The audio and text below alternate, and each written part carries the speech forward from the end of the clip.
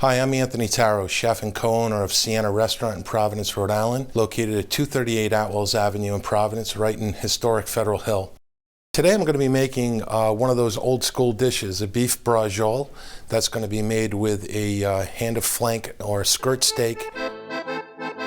To begin this dish, what we're going to do is we're going to make our filling first, and that filling uses fresh Italian breadcrumbs. This is just day-old Italian bread, about 1.5 cups that I'm putting in there. Fresh chopped flat Italian parsley, about 2 tablespoons worth. A tablespoon of fresh chopped garlic, about 1 ounce of extra virgin olive oil, a nice pinch of black pepper, a nice pinch of kosher salt, and then all you're going to do is just take this and move it around. And the last thing I'm going to do is I'm going to take a nice generous handful of grated Parmigiano Reggiano cheese, and we're going to set that aside. Our next step is to take the flank steak, and this generally runs about 3/4 of an inch thick. And I'm going to take the flank and I'm going to carefully cut it right in half. And thickness really isn't that important because we are going to take this and we're going to mallet it thin. But we're going to take the medium teeth on a meat mallet, and we're just going to pound this out a little bit. Now, even with the meat being as highly marbled as it is, once you begin to cook the braciole, it's going to naturally lose some of its fat from the meat. So what I like to do is take a little bit of lardo. Lardo is sliced pork back fat. Now the next thing I'm going to do is I'm going to take some prosciutto di Parma. This is a 16-month aged prosciutto from Parma, Italy. You're going to lay this flat over the lardo. Now we're going to take our crumb mixture.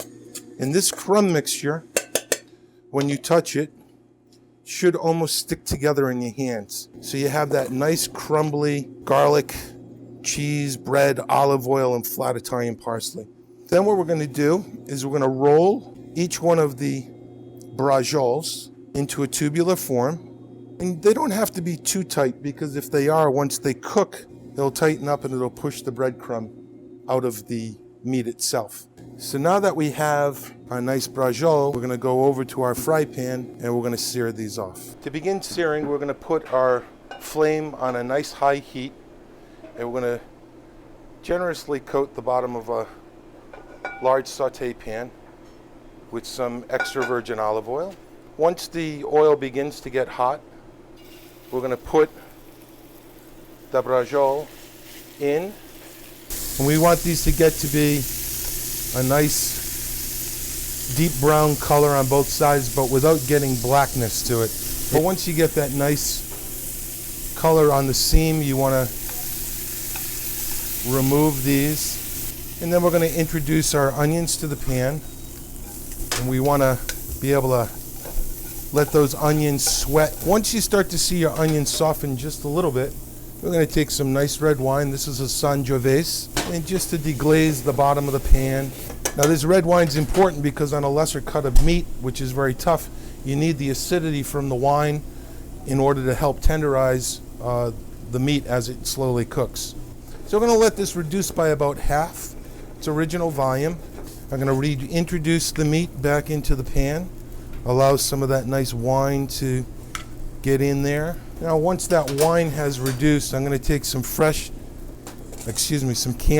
San Marzano tomatoes, and just going to give each one of them a little bit of a hand crush.